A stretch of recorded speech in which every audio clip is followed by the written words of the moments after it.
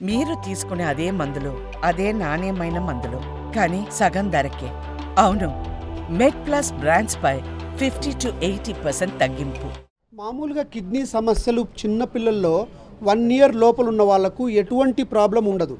వాళ్ళు ఏడుస్తారు అంతే. వాళ్ళు ఏం చెప్పలేరు నాకు కడుపు నొచ్చిందని. అందుకని ప్రెగ్నెన్సీలోనే స్కాన్ చేస్తారు. స్కాన్ చేసేటప్పుడు కడుపులో వాపు కనిపించింది ఈ బేబీకి. అప్పుడు మదర్కి చెప్తారు, అమ్మ ఒక కడుపులో వాపు ఉంది, జాగ్రత్తగా ఉండండి, డెలివరీ అయిన తర్వాత ఆ వాపుకి ఏదైనా అవసరం కావచ్చు ట్రీట్మెంట్ అని. అట్లా బయటపడింది ఇది.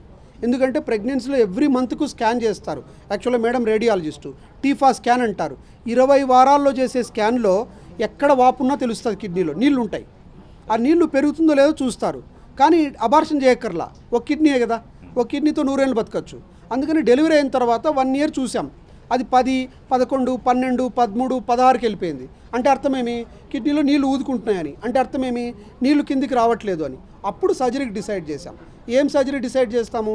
ఎక్కడైతే పైపు బ్లాక్ ఉందో దాన్ని కట్ చేసి వెడల్పుగా రెండింటిని కుట్టాలి, అంతే. దాన్ని పైలోప్లాస్టీ అంటారు.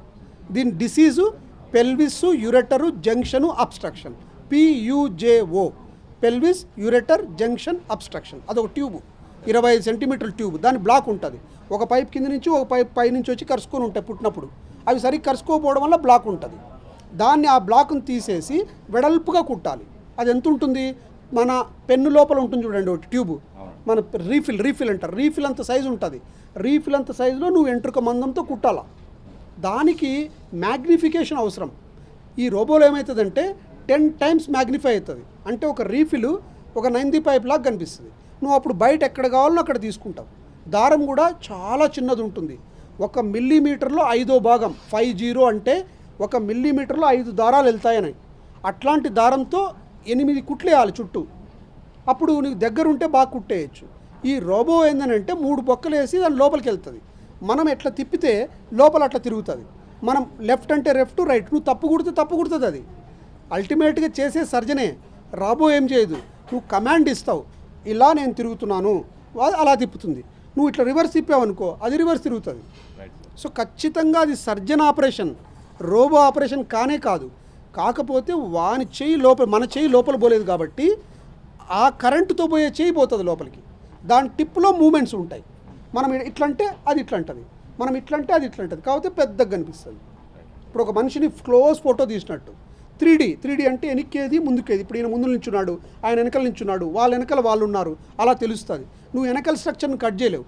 ముందు స్ట్రక్చర్ని, ఈ షర్ట్ని కట్ చేయాలంటే ఈ షర్ట్ని ఆ గుండి దగ్గర కట్ చేస్తావు, పెద్దగా కనిపిస్తుంది. 3D ఒకటి. సర్జన్ నిల్చోక్కర్లా, గంట సేపు 3 గంటలు నిల్చోవాలంటే షోల్డర్స్ అన్ని పట్టేస్తాయి. కూర్చొని మెషిన్ దగ్గర కూర్చుంటాడు. 3D విజన్ ఉంటుంది. ప్లస్ ఏ చిన్న బ్లీడర్ వచ్చినా పెద్దగా కనిపిస్తుంది.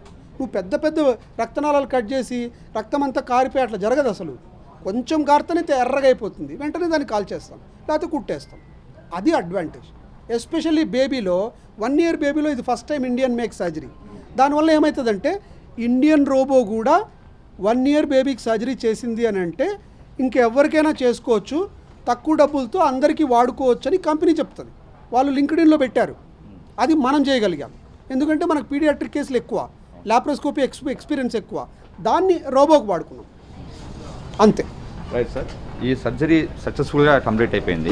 ఇప్పుడు ఆ తర్వాత అతను ఎటువంటి జాగ్రత్తలు తీసుకోవాలి? Any changes, medication? రోడ్డు వెడల్పు బాగా చేసుంటే 3 వారాల తర్వాత స్టెంట్ అనేది ఉంటుంది పొద్దు లోపల, అది తీసేస్తే నీళ్లు కిందికి వస్తాయి.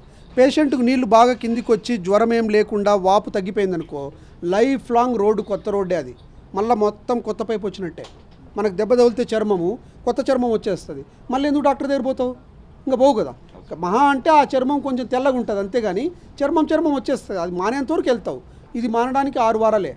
6 వారాల తర్వాత వాపు ఉండదు, అలా నీళ్లు కిందికి వస్తూ ఉంటాయి. జ్వరం ఉండకూడదు, నొప్పి ఉండకూడదు, కిడ్నీ వాయకూడదు. జ్వరం ఉండకూడదు, నొప్పి ఉండకూడదు, కిడ్నీ వాయకూడదు. అప్పుడు సర్జరీ సక్సెస్ రిజల్ట్. అంటే దీన్ని సక్సెస్ సెలబ్రేట్ చేసుకోవాలంటే మనం 3 నెలలు వెయిట్ చేయాలి. కరెక్ట్గా చెప్పాలంటే 1 ఇయర్కి ఒకసారి స్కానింగ్ చేస్తాం. స్కానింగ్ 1000 రూపాయలు. వాపు లేదు, కిడ్నీ బాగా పెరుగుతూ ఉందని అంటే నమస్తే, ఇంకంతే. మళ్ళీ అట్లా 10 ఏళ్ళు వచ్చినారనుకో, 10 ఏళ్ళ తర్వాత ఇంకేం అవసరం లేదు, లైఫ్ లాంగ్ అవసరం లేదు. పెళ్లి చేసుకోవచ్చు, తర్వాత ఆడపిల్లలు అయితే పిల్లలు పుట్టించుకోవచ్చు, ప్రెగ్నెన్సీ చేయించుకోవచ్చు, ఏమైనా చేయొచ్చు. ఇది వంశపారంపర్యంగా వచ్చేదేం కాదు. ఇంకా అందరికి చెప్పక్కర్లా. ఆ 3 హోల్స్ ఏవైతాయో అవి ఎప్పుడో కలిసిపోయి ఉంటాయి చర్మంలో, ఇంకా బయట నువ్వు కనుక్కోలేవు. అడ్వాంటేజ్ కదా. Thank you so much. Thank you very much. మీ అబ్బాయి మేడం గారి గర్భంలో ఉన్నప్పుడే ఈ సమస్యను అబ్జర్వ్ చేశారని చెప్పారు కదా, ఎటువంటి ఇబ్బందులు లేకుండా డాక్టర్ చంద్రమోహన్ గారిని రావడానికి మీ యొక్క ఉద్దేశం ఏంటి? అట్లా ఏం లేదు సార్. అంటే మా ముందు స్కానింగ్ చేసేటప్పుడు మాకేం చెప్పలేదు, డాక్టర్ చెప్పలేదు. తర్వాత మొన్న 1 మంత్ బ్యాక్ 1.5 మంత్ బ్యాక్ అతను జ్వరం వచ్చి 15 రోజులు కంటిన్యూగా జ్వరం ఉండే.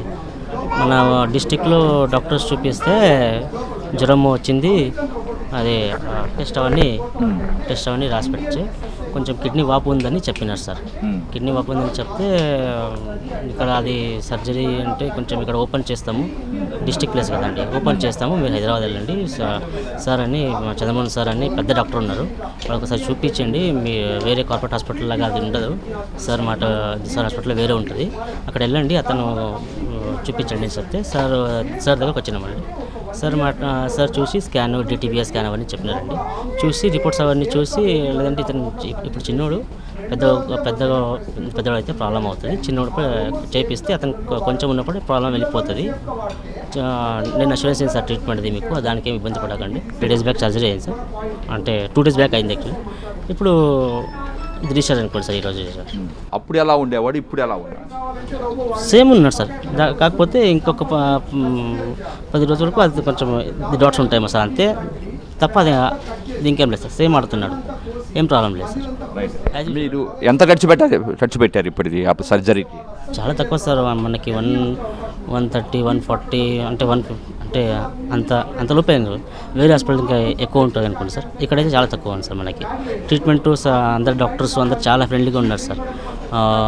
అంటే మనకి చాలా ప్రతి ఒక్క మాట మనకి మొత్తం డీటెయిల్గా చెప్తారండి, చాలా కేర్గా చేసినారు సార్ అన్ని ప్రతి హాస్పిటల్లో.